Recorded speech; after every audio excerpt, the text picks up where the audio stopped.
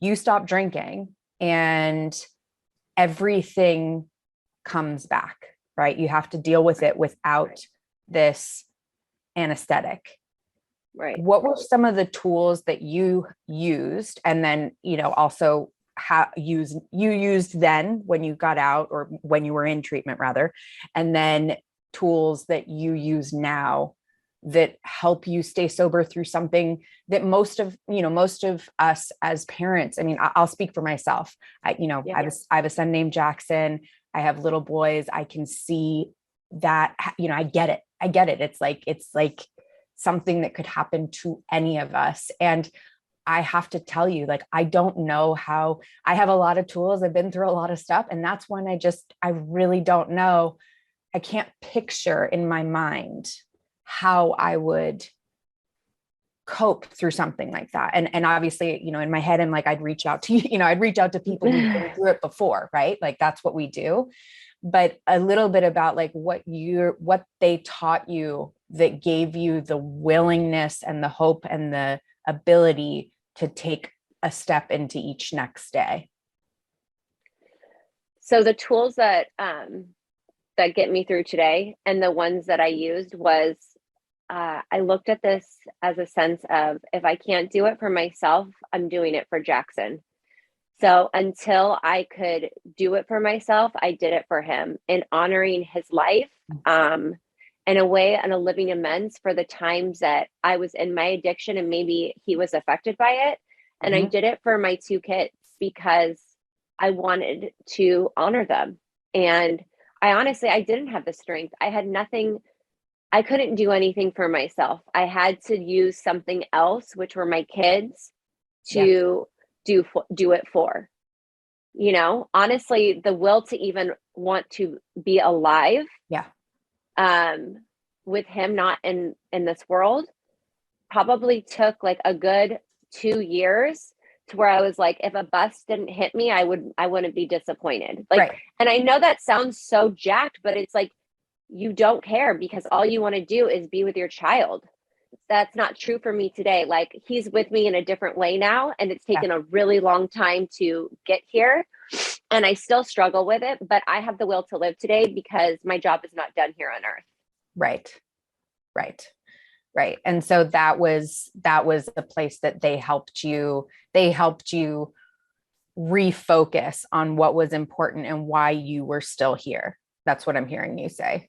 Yes. And they helped me to navigate, like, that my purpose, and I had to believe, and I know everyone believes in something different, but what my higher power, my God, is, I had to trust and believe in the fact that there was purpose in this. Like, my God is not a punishing God. And so I couldn't imagine that he would take my son for nothing. There has to be a plan tied into this. And I needed to be here for that plan to play out. There was nothing in me. I had to reach to other things to give me the strength to get out of bed, to brush my teeth, to make my bed, to, live, to breathe. With your husband, how did his drinking and that play out in terms of the relationship, and because you guys have really forged a new path, today, what it looks like today is very different. How did we get to where you are today, which is remarkable? Thank you. So my husband went to treatment. I went to my parents' house for a month to we call it the ranch rehab. They live on a ranch. My parents are really gnarly, so I knew that I couldn't get away with anything there.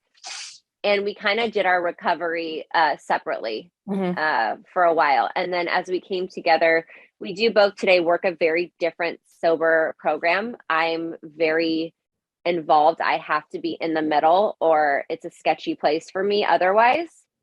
He, however, does things differently. And that's okay. We're both sober today, and I don't feel like he is a dry drunk. I feel like we just need different things in order to stay sober, which is okay. And that's taken a really long time for me to be okay with that as well. I hear I'm being washed over with the Al-Anon in your speak, because I'm in a similar situation where we're sober in different ways. And I know there's so much of it, like, we just need different, like you just really, you're like, I need something different. And there's this, it comes over you. So yes, I understand that struggle.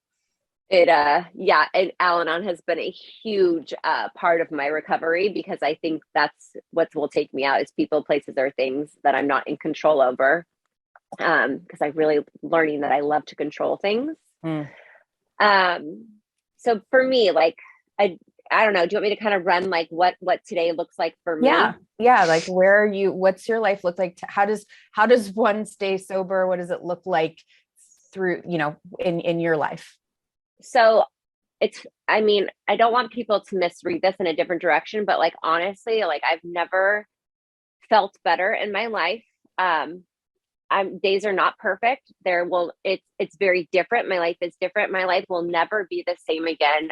Nothing no object, no person will ever be able to fill the void that I have in my heart. But through the program, through the steps, the tools, I've been able to accept the things that I can't control.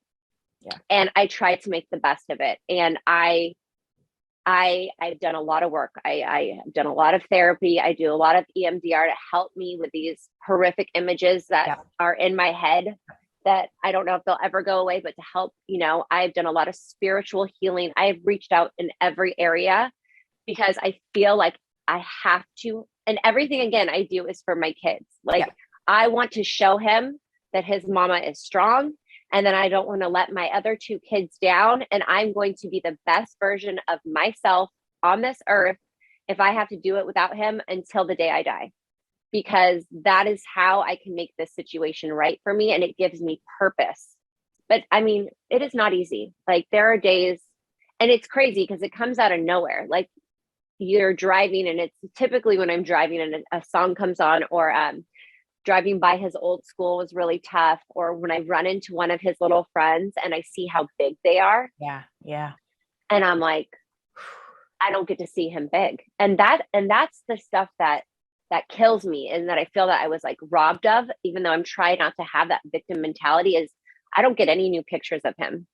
I don't get to see him do things that a mother should get to see her child do, and that really takes me to a place that I have to kind of redirect, and I have to do it quickly, because I don't really allow myself to go down that dark hole, because I know nothing comes out of it, and it's not going to serve any purpose right now. It's not that I don't redirect. I literally am like, in my head, I'm like, okay, we're not doing that. Like, I feel it. I'll feel the emotion, but I have to like stop it. I like cut it off. And I pray, I read, I will throw myself into my kids. I just have a way of kind of have to turning it off. I don't know how exactly I do it, but I really haven't allowed myself, unless I'm with like a trusted advisor, like a therapist, my sponsor, to where I go to those places, because I don't know what going there looks like and being able to recover from that. Right. And it scares me. It scares me. I don't want to give up the life that I have today. And that's the thing that sucks too, is I feel like the person I am today, I wish I could have been that for him.